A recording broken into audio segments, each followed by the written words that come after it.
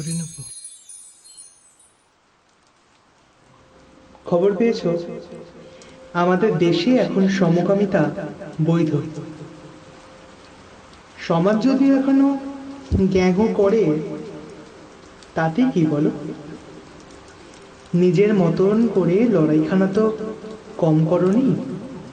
আমরা জিতলাম বটে, তবে তোমার দেখে যাওয়া হলো না আর। এই জানো, কদিন আগে না ইরফান খান মারা গেল। কতই বা বয়স বলো তো? অবশ্যই তোমায় বা কেন বলছি, কম বয়সে ছেড়ে যাওয়ার কষ্ট তো তুমিও দিয়েছিলে। তোমার উপর অনেক অভিমান জমে আছে জানো। ঠিক যেই সময়টায় তোমায় সবচেয়ে বেশি প্রয়োজন ছিল, ঠিক সেই সময় স্বার্থপরের মতো হাতটা ছেড়ে ড্যাং ড্যাং করতে করতে চলে গেলে। মে মাসের শেষের দিকটায় বৃষ্টি হলেই না কেমন ভয় ভয় করে। অসময়ে বৃষ্টি মেখে কেমন করে চলে গেলে তুমি। 19শে এপ্রিল যখন উৎসবে মাতি, তখন মনেই হয় না তোমায় চাইলেও ছুঁতে পারবো না আর কোনোদিন। এক একটা মন খারাপের সন্ধ্যেগুলোয় যেভাবে মন ভালো করার দায়ভার তোমার উপর চাপিয়ে দিই, মাঝে মাঝে আমি নিজেই অবাক হয়ে যাই। কত আপন মনে হয় তোমায়। বড় অভিমান নিয়ে আমাদেরকে ছেড়ে চলে গেছো, তাই না? বড্ড অভিমান তোমার। पिया तोरा कैसा अभिमान, पिया तोरा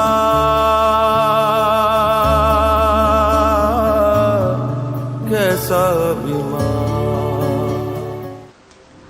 সব চিত্রাঙ্গদা বুঝি স্বীকৃতি পায় না, তাই না?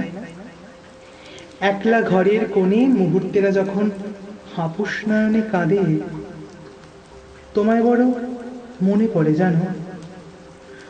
প্রথম দিকে সেই ঝাঁকড়া চুল থেকে সব চুল একদিন ফেলে দিলে।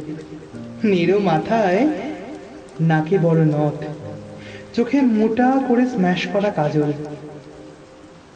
তোমার চোখের কালোতে সব অধরাকে কত সহজেই ধরা যায়। মুখে হাসি নিয়ে কি ভেবেছ? তোমার হৃদয়ের কান্না লুকোনো যায় বুঝি? তোমার মন বোঝা বড় শক্ত ছিল। সেবার ঘোষ অ্যান্ড কোম্পানিতে মীরকে বেশ করে কয়েকটি কথা শুনিয়েছিল জানো। আজও না ওই এপিসোডটা ইউটিউবে সেভ করে রেখেছি। সম্পর্কের সমীকরণগুলোকে কত সহজে সমাধান করে দিতে তুমি, অথচ নিজের জীবনের সাথে জড়িত সম্পর্কের সমীকরণগুলোকে শেষ পর্যন্ত আর মেলাতে পারলে না। কি যে কঠিন খেলা খেললে নিজেকে নিয়ে। খেলা খেলা দিয়ে শুরু, খেলতে খেলতে শেষ। কেউ বলেছিল ছিছি, কেউ বলেছিল বেশ। কেউ বেসেছিল ভালো, কেউ খুঁজেছিল আলো।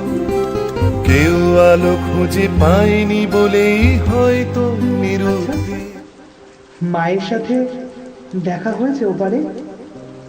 ঝুড়ি ভর্তি জাতীয় পুরস্কারগুলো সবই তো ফেলে গেলে। ওই নশ্বর দেহটা ছাড়া কিছুই তো নিয়ে যেতে পারোনি তুমি। এপারে রেখে গেলে বাড়িওয়ালির দহন, রেইনকোটে মোড়া মেমোরি বিল মাছ। চোখের বাড়ি পড়লে এখন চোখটা আর বন্ধ করে নি না জানো। তুমি তো শিখিয়েছ সব চরিত্র কাল্পনিক হয় না। আবহমানের শুভ মহরতে অসুখ হলেও বনমালীর জীবন স্মৃতিতে দোসর ঠিক মিলবেই। सखी हम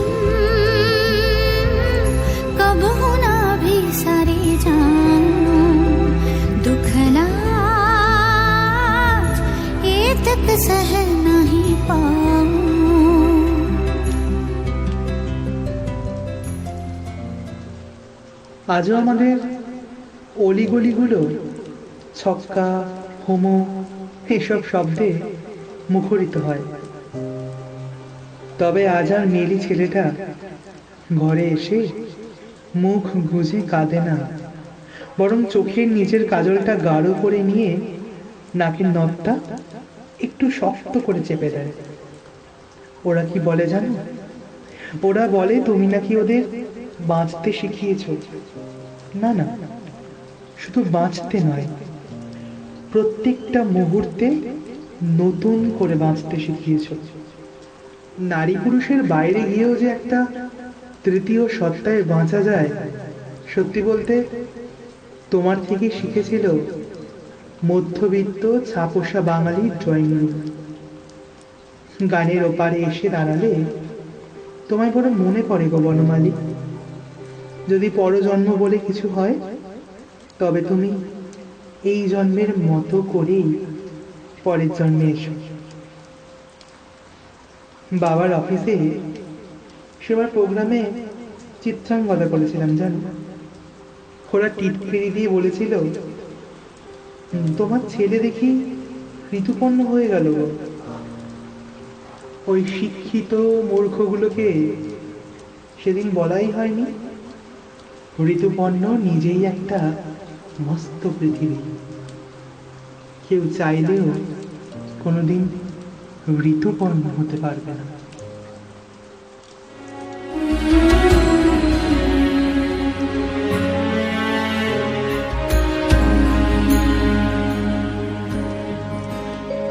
मेरे लाला आज ना जाइए